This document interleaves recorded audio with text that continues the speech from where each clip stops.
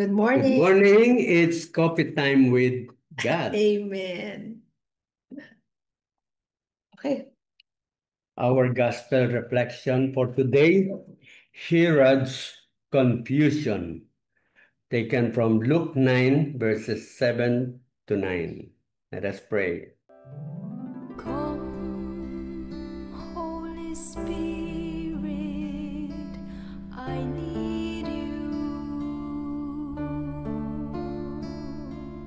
Come, Holy Spirit, I pray.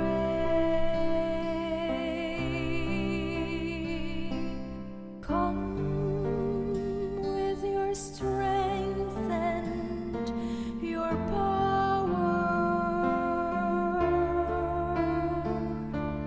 Come in your own special way. A reading from the Holy Gospel according to Luke. Herod the Tetrarch heard about all that was happening, and he was greatly perplexed, because some were saying, John has been raised from the dead. Others were saying, Elijah has appeared. Still others, one of the ancient prophets has arisen. But Herod said, John I beheaded. Who then is this, about whom I hear such things? And he kept trying to see him. The Gospel of the Lord. Praise to you, Lord Jesus Christ. So, sa title ng is Herod's Confusion. So, yan yung naka-strike sa akin. Kasi dito pinapakita si Herod, di siya agad naniniwala sa mga sinasabi. Pero pag binasa mo ito, parang pinapakita dito na alam na ng mga tao. Parang yung mga tao alam na nila what's happening around. And then, nung nalaman na niya, so medyo kabado siya kasi he kept trying to see him. Kasi kung talagang hindi siya naniniwala, hindi niya papansinin. So dito parang may kutob siya na mukhang totoo to na merong another prophet. Kasi 'di ba sinasabi na nabuhay daw si Elijah, nabuhay si ano. So parang manaisip niyo, sino kaya yung sinasabi nila? Si Jesus yun 'di ba? So para siyang nagkaka-interest na nila sinasabing na buhay, pinatay ko na yan. So there is something na nag-aano sa kanya, nagbabother. So parang feel niya na, totoo kaya to? Yung parang ganon. So yun yung sa ano ko. Tama yun sa Oo. title, confused. Para siyang, O confused siya. hindi yung unbelief eh. Pero- Biro mo siya pumatay, Hmm. di ba? Tapos sabi na buhay. Pero interesado siya dahil gusto niya malaman. He kept trying to see him. Actually kasi yung mga tao, pagkasabi ng mga tao na ganyan, with conviction eh, yung mga tao, parang, pero ano, may si ano, may nabuhay ata si gano'n. So para siyang, bakit kaya sila gano'n? So pati siya naku-curious tuloy siya. So there's something there, no, dun sa ano na yon. May spirit na rin ng kumakatok sa kanya dun eh, kasi bakit siya, nababothered siya dun sa mga sinasabi ng tao. Ito yung ano, yung sabi nga, he was greatly perplexed. Ibig sabihin, talagang nabubulabog siya, naliligalig siya, no? Parang meron talagang takot siya dahil alam niya yung ginawa niya mali. Parang multo parang ang sinasabi sa kanya, bumabalik yung mga ginawan mo na masama. Si John the Baptist. Yun, dun siya Yung Kaya nga, gusto niyang alamin. He kept trying to see him na encounter. Hindi siya matahimik. Actually, hindi pa nga niya alam na si Jesus, di ba? Hindi nga pa niya alam eh. Kaya yung mga tao hindi alam na si Jesus kasi sabi si Elijah daw yun, si ano daw yun. So wala pa sila. Nababalita na merong mga kamangha-manghang nangyayari. May pumalit, parang ganun eh. Okay, so ikaw. Ayun, yun ang sa akin. Talagang pag may ginawa ka na mali, ang lumalabas dito, mumultuhin ka. This is about conscience. Ito yun, parang yan ang nangyayari kay Herod. Kinokonsensya siya. Tama.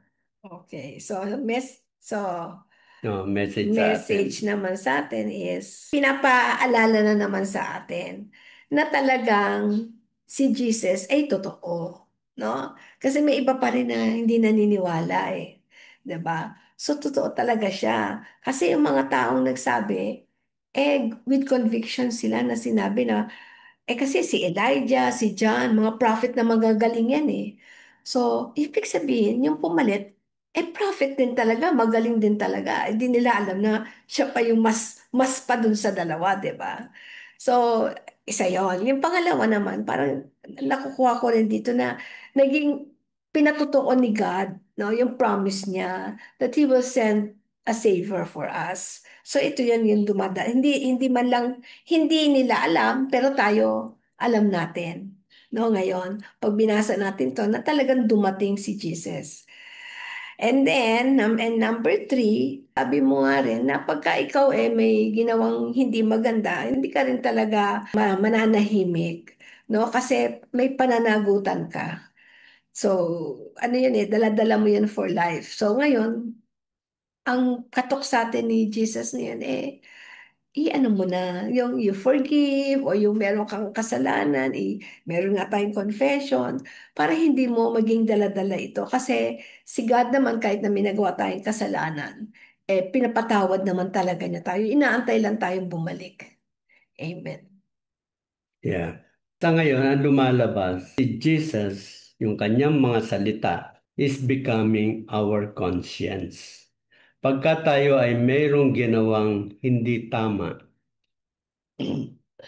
ang at nakinig tayo sa salita ng Diyos, makakaramdam tayo ng parang naliligalig tayo, parang hindi mapakali until such time na ma-clear up yung ating mga kasalanan na ginawa. Lumilitaw dito, Jesus is becoming our conscience na pinipilit na tayo ay magbalik loob sa Kanya so that we will be free. Yan yung sinasabi na the truth will set you free. Ngayon, kung nagkasala naman, we have all the opportunity para magbalik loob sa ating Panginoon. Meron tayong sakramento ng kumpisal. 'Di ba? Para hindi na maulit yon, there are a lot of sacraments na unti-unti ma-cleanse tayo at ma-transform. Ito naman yung sa Eucharistia. Ito yung misa. 'Di ba? So halos yung dalawang yun ang importante that we have to gamitin natin para tayo ay laging nalilinis. Kumpisal at yung sakramento ng Eucharistia, yung misa. Yun yung message sa atin. Now, how do we respond? Kasi marami tayong nakikita, At the start, binubulabog ka. Pero pag tumatagal ng tumatagal at parang binabaliwala mo yun, nawawala yung konsensya. And yan ang delikado. Pagka, yan yung sa karamihan. Halimbawa, kung ang kapalit ng pag-konsensya na yun, yung love for money, pagka dumating ang tukso na talagang ang daming pumapasok na pera, yan na yung nagiging dahilan minsan para tayo ay maging desensitized. Hindi na natin maramdaman yung konsensya na gumagana sa atin. Yun ang medyo delikado. So that right now, pagka konti nabagabag tayo sa mga nakarinig tayo ng mga salita ng Diyos, nakarinig tayo ng kanyang mga gospel, reflection, na-attend tayo, at nabubulabog tayo, huwag natin siguro baliwalain. Because that is God's way of calling you back to His fold. Yan. Amen. Okay. So, see you again tomorrow in our coffee time with God. Amen.